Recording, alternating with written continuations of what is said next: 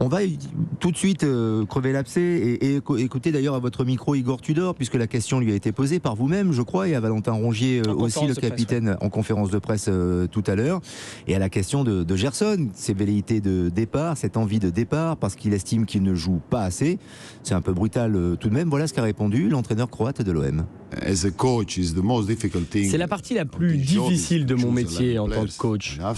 Je dois choisir 11 joueurs et ensuite 5 autres qui seront remplaçants. Parce que j'adore tous mes joueurs et je pense que tous mes joueurs sont forts et ont les qualités pour jouer. Mais malheureusement, je ne peux pas tous les faire jouer. C'est la même chose pour Gerson. C'est un joueur que j'aime beaucoup. Il a une technique fantastique. Mais je dois faire des choix. Et je pense qu'en ce moment, ce sont les meilleurs pour l'équipe. Ce n'est jamais contre un tel ou un tel. C'est pour le bien de l'équipe. C'est normal que des agents viennent et fassent des interviews, mais ce n'est pas la peine d'en faire une histoire. Ce genre de choses arrivent tout le temps dans le foot et arriveront toujours.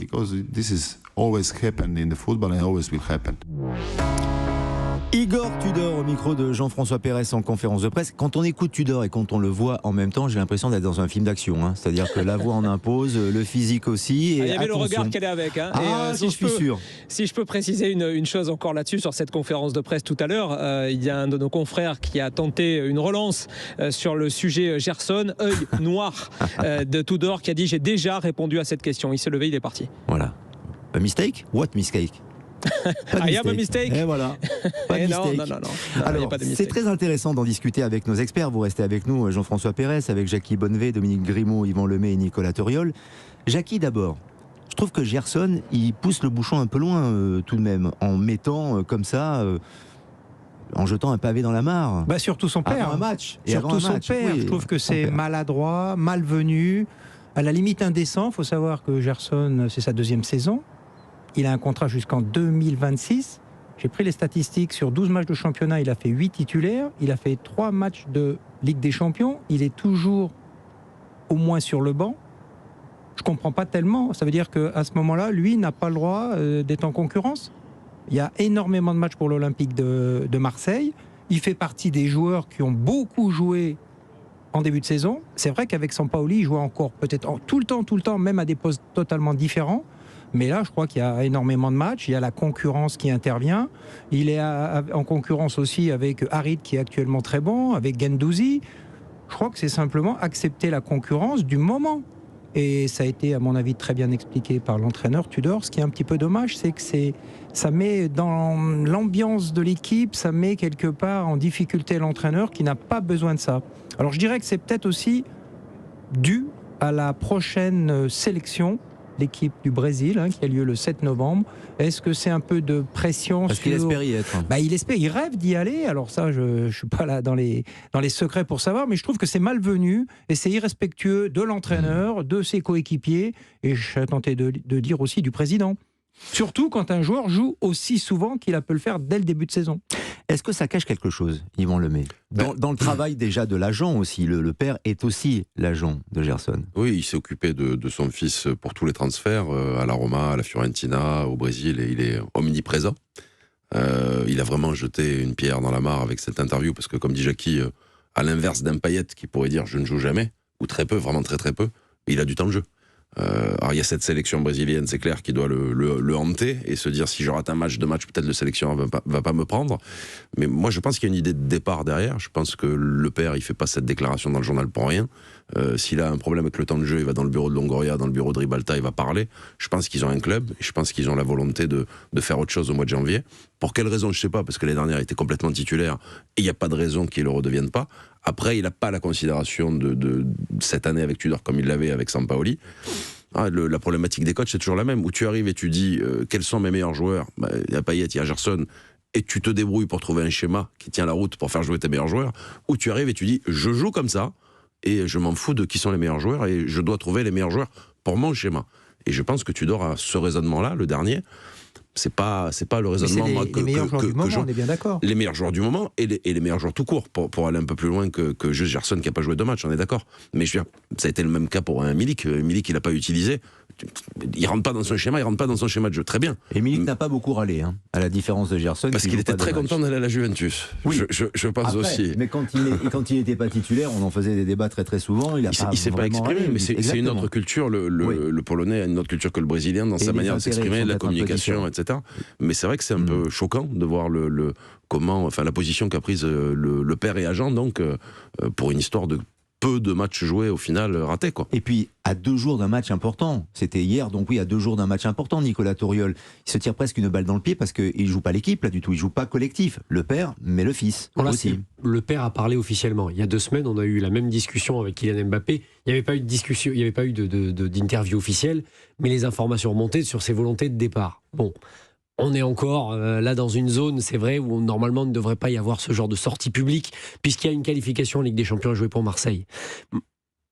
Je vais reprendre le mot employé par Yvan, c'est aussi son père, il est agent et père. Donc je pense qu'il y a de l'amour-propre, il y a de l'ego, il y a un changement de statut, c'était le fils de Sampaoli, et Tudor le voit comme un joueur de la rotation. Il joue, mais c'est pas un cadre. Et puis il y a la Coupe du Monde, le Brésil a une chance formidable dans cette Coupe du Monde, et Gerson il n'a pas joué en sélection depuis 1 an. Il n'a pas joué la moindre minute depuis 1 an. Et le père, le joueur doivent se dire, je vais rater ça.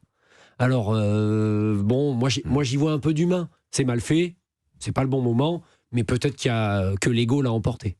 C'est une possibilité. Bien sûr, c'est très probable. Il y a aussi l'intérêt, peut-être l'intérêt financier, ça peut cacher quelque chose, ou essayer de tordre le bras. Certains ont montré l'exemple, avec le Paris Saint-Germain notamment, suivez mon regard, mais de tordre le bras du club pour arriver à ses fins et obtenir peut-être une augmentation également. Mais tout de même, est-il si fort que ça, Gerson, Dominique Grimaud? Est-il un joueur à ce point indispensable dans le jeu de l'Olympique de Marseille, quel qu'il soit, que ce soit avec Sampaoli ou avec Tudor? Alors j'ai connu un Gerson, il y a une 40aine d'années, en finale de Coupe du Monde, 70, Tostao, Rivellino, Pelé, Jairzinho, qui était d'une autre qualité. Alors déjà, première réponse. Deuxièmement, c'était un des joueurs favoris de Sampaoli, ça c'est une évidence, c'est Sampaoli qui l'a fait venir. Maintenant, troisième élément de réponse, au vu des premiers matchs, Tudor a dégagé une équipe type, selon un schéma, et dans cette équipe type, Gerson ne figure pas. En foot, on joue à 11, on ne joue pas à 15. Donc il doit se contenter pour l'heure de ce statut de remplaçant. Quatrième élément de réponse, Longoria vient de faire une déclaration très récente disant que lors du mercato hivernal, l'OM allait se séparer de 3 joueurs pour en acheter 2. Et parmi les 3 joueurs figure Gerson, curieusement Payet et Pape Gueye. Donc, c'est pas forcément pour Tudor et pas forcément pour Longoria une mauvaise nouvelle que cette déclaration du père de... Et cinquième élément que je voulais signaler, moi j'aime pas trop les pères ou mères, agents ou agentes de leur fils, de leur fille. Ça me gêne un peu, voilà. Ouais. Voilà, mais c'est tout à fait personnel. Non, mais c'est vrai qu'il y a une forme de subjectivité, en effet, et parfois on peut perdre le sens des choses. Il y a beaucoup trop d'affectifs, ce que disait Nico, il y a trop d'affectifs, c'est un métier, le métier d'agent, c'est pas facile de conseiller les joueurs et de les gérer et de les représenter auprès des clubs. Il faut rester lucide, rationnel, logique, pragmatique, et c'est pas toujours le cas d'une famille, où on est dans le ressenti, dans l'humain, dans l'émotion. Après, la problématique aujourd'hui de marché, de mercato qui arrive, c'est un Gerson que tu as payé 26 millions d'euros. Ah oui. Ou et à qui tu le vends, et à quel prix tu peux le vendre au mois de janvier. Mais tu récupéreras jamais le montant, quoi. Selon les offres. Hein. Oui, mais il n'est pas question de bras. Déjà, Sampaoli, on parle éventuellement à Séville. Retrouver entre guillemets son père. Moi, c'est la lecture que je fais, c'est qu'aujourd'hui ils ont un appel de Séville pour le faire venir, et que c'est pour ça qu'il met la pression, parce que tu peux pas faire une déclaration aussi dure si t'as pas un club derrière. Pour le libérer, peut-être, faciliter les choses, le départ notamment. Est-ce que ça, Jean-François Pérez, est-ce que selon vous, ça a un impact sur le groupe et sur le match de demain à l'OM ? Ça n'a pas l'air. Vous avez entendu Tudor qui est droit dans ses bottes. Vous avez aussi souligné la parole de Valentin Rongier qui était tout à l'heure avec nous sur l'estrade. Je vais poser la question. Je dis voilà, est-ce que toi, en tant que capitaine, ça te pose problème d'avoir à gérer un cas pareil? Qu'est-ce que tu penses de son état d'esprit ces derniers temps? Et il a dit c'est dur d'être joueur, mais c'est aussi dur d'être entraîneur. Et donc il faut respecter quoi qu'il advienne les choix. Et pour le reste, ce n'est pas nous qui décidons. Sous-entendu, s'il est avec nous, c'est bien, je l'aime bien. bien. Je crois qu'il a dit d'ailleurs même je l'aime bien. Mais si jamais il doit partir, en gros, il partira. Ça fait partie du foot circus, quoi. Mais pour vous donner encore 2 ou 3 renseignements peut-être sur Gerson et sa relation avec l'OM ces derniers mois, ces dernières semaines. Vous l'avez dit, quand il y avait Sampaoli qu'il a fait venir pour très cher, ça a démarré mal, ça a beaucoup mieux fini. Il devenait l'un des chouchous du Vélodrome. Il a marqué 9 buts dans la saison, certains décisifs pour la qualification Ligue des Champions. Et donc il était devenu vraiment quelqu'un qui comptait à l'Olympique de Marseille. Là-dessus, à la reprise, il y a le changement d'entraîneur. Ça ne se passe pas du tout de la même façon avec Igor Tudor. C'est pas le même management, évidemment. Il y a moins d'affect, il y a plus de pragmatisme, plus de dureté aussi. L'avant-saison est marquée par des difficultés relationnelles avec son entraîneur comme d'autres joueurs.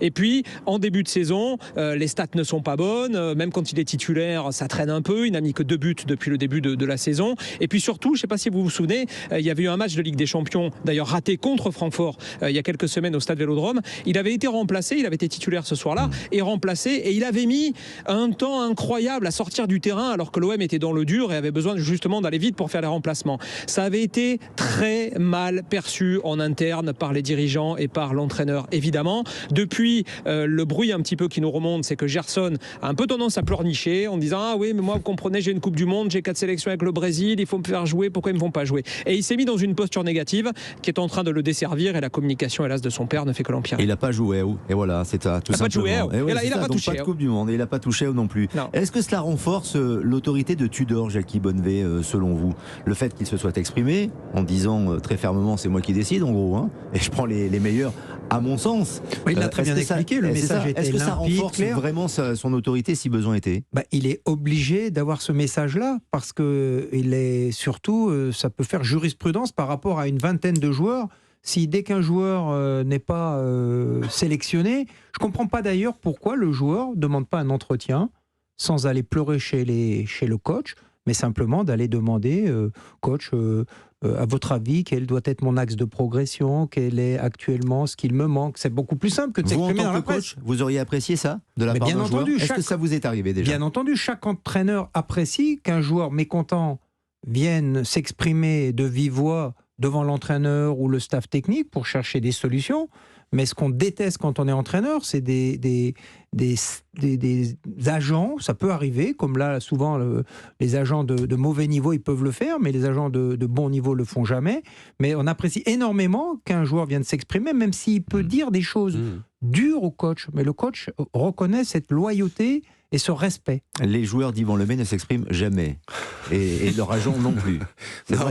Non, Jackie a raison, c'est que moi je dis toujours aux joueurs, faut mettre l'entraîneur en difficulté. Tu joues pas, tu es en difficulté. Mets ton entraîneur en difficulté. Soit bon l'entraînement évidemment, mais va le voir dans le bureau. Qu'est-ce que je dois faire? Je dois courir plus, je dois faire plus de transversal, plus de spécifique. Qu'est-ce que je dois faire? Et quand tu mets l'entraîneur dans la difficulté, le jour où il fait l'équipe, il y a un peu plus de chances de te rapprocher du terrain. Après, Igor Tudor, il a un côté un peu militaire, général. Je suis pas convaincu qu'il a envie de parler 20 minutes et d'expliquer le pourquoi du comment, parce qu'il est plutôt dans la décision unilatérale, à mon sens. Et c'est toute la folie, et c'est une question pour toi, en tant que coach, c'est toute la folie de ce ballon dans lequel j'évolue depuis 25 ans. Comment, à chaque changement d'entraîneur, dans tous les clubs, c'est la révolution. Et tu avais Gerson et Payet titulaires. Magnifique. L'année dernière, saison extraordinaire. Ils n'existent plus cette année. Tu arrives à Lyon, Blanc arrive. Ils sont le départ comme le rappelait Dominique Il fait jouer des joueurs qui n'existent pas. La liste du mercato. Ça existe. Chaque fois, on le voit avec Laurent Blanc qui a relancé Aouar. C'est ce que je veux dire. Mais chaque fois, il y a 2-3 joueurs qui sont relancés. Mais Jackie, c'est quand même incroyable qu'on ait une vision assez commune du football. Tu sais, les joueurs qui sont bons, les joueurs qui sont pas bons. Et à chaque fois qu'il y a un changement d'entraîneur... C'est pas des bons et des pas bons. C'est peut-être plus mesuré. Ça dépend comment il veut organiser son équipe. On sent que Laurent Blanc, il veut Aouar parce qu'il estime qu'il lui amène ce côté technique qu'il n'avait pas auparavant. Aouar jouait pas parce que c'est le problème de la fin de contrat. Mais le petit Le Penant, qui, aux yeux de tous, tout le monde dit fait une belle saison. Du jour au lendemain, il est en tribune. Donc c'est toute cette folie du football et du choix des entraîneurs pour